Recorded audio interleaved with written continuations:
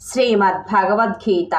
ఓం శ్రీకృష్ణ పరమాత్మనే నమః. 4వ అధ్యాయం జ్ఞానయోగంలోని 8వ శ్లోకం. శ్రీ భగవాన్ ఉవాచ పవిత్రానాయ సాధూనాం వినాశాయ చతుర్కృతాం ధర్మ సంస్థాపనార్థాయ సంభవామి యుగే యుగే.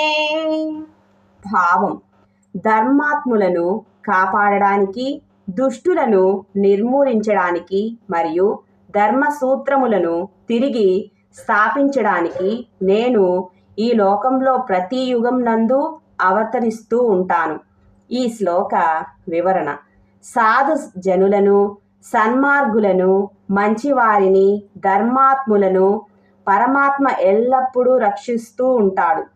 దుర్మార్గులను, హింస చేసేవారిని, మంచివారిని హింసించేవారిని, పాపాలు చేసేవారిని, అకృత్యాలు చేసేవారిని పరమాత్మ నాశనం చేస్తూ ఉంటాడు.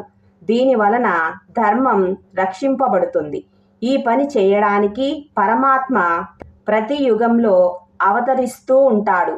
ఈ శ్లోకంలో పరమాత్మ అవతరించడానికి కారణాలు చెప్పారు.